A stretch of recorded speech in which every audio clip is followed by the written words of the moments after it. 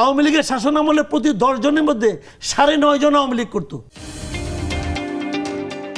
সরকারের পক্ষ থেকে বলা হচ্ছে যে সাংবাদিকরা সম্মতি উৎপাদন করছেন এবং রুয়ান্ডাতেও একই অভিজ্ঞতা হয়েছে। বাংলাদেশকেও কি তাহলে সেই অভিজ্ঞতার আলোকে রুয়ান্ডাতে যে বিচার করা হচ্ছে সেই বিচারে নেওয়া হবে, নাকি এদের যথারীতি খুনের মামলাতেই ধরে রাখা হবে? মাসুদ ভাই, রুয়ান্ডা আমাদের এক্সাম্পল না, আমরা রুয়ান্ডার মতো হতে চাই? শুনেন ভাই, আমি বলি, ডাক্তার জাহেদের কথা বলছেন, আমি আপনার একটা সিম্পল কথা বলি।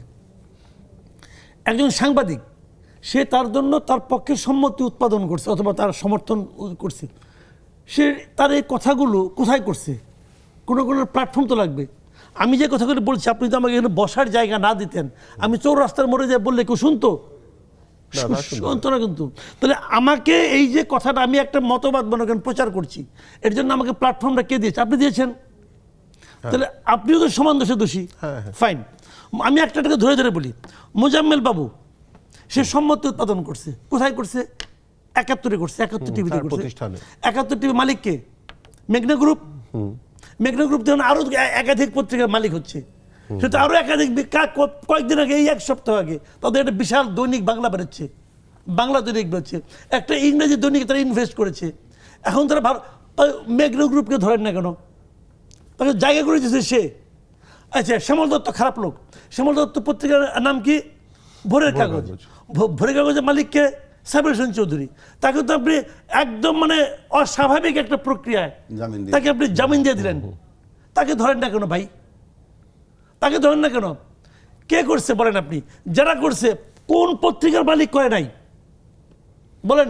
আপনার ওই যে বসুন্ধরা গ্রুপের মালিক, সে বলে নাই যে শেখ হাসিনার সঙ্গে তারা কবরে বন্ধ যাবে? তাকে ধরেন না কেন? সাংবাদিকের দোষ হয়ে গেল, তাকে ধরেন না কেন? এই জাহিদুর রহমান, তার বিরুদ্ধে বলে না কেন? আচ্ছা ঠিক আছে, আরেক সাংবাদিক, আরেক মালিক, সমকাল এবং চ্যানেল 24-এর মালিক, একে আজাদ, সে বলে নাই প্রথমত তোমাকে যায়, দ্বিতীয়ত তোমাকে যায়, বলতে বলতে দমে যতক্ষণ কোলাইছে বলে গেছে, তাকে ধরেন না কেন? দোষ হলো সাংবাদিকের। সাংবাদিককে যে চালায় তাদেরকে ধরেন না কেন? একজন মালিককে জেলে নিতে পারছেন? জাহেদ সাহেব বলুক, জবাব দেখ। যদি 71 টিভি না থাকতো, মুজাম্মেল বাবু কোথায় সম্মতি উৎপাদন করতো? রূপা কোথায় করতো? শাকিল কোথায় করতো? তাহলে আমি যদি বলি এই মালিকরাই তাদের দিয়ে কাজগুলি করিয়েছে, তো তাদেরকে ধরতে পারেন না কেন? ও সাংবাদিক চাকরি করে, সাংবাদিকের মানে আর কোনো নাই, আপনার খুঁটির জোর নাই, এই জন্য ওদের বিরুদ্ধে রুয়ান্ডা পদ্ধতি যাবেন, দেশটাকে রুয়ান্ডা বানাবে? বা এগুলো হলো ফাজলামি কথা, জাস্ট ফাজলামো কথা।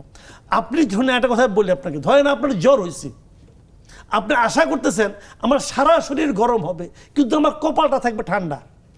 এটা হয় না। জ্বর যখন হয় সারা শরীরেই হয়। সারা দেশের মধ্যে করাপশন ঢুকে গেছে। সারা দেশ তখন শেখ হাসিনার জন্য সম্মতি উৎপাদন করেছে, সারা দেশ করেছে। এই যে এত সচিবরা ছিল, কয়জনটা আপনি সহায়তে পারছেন?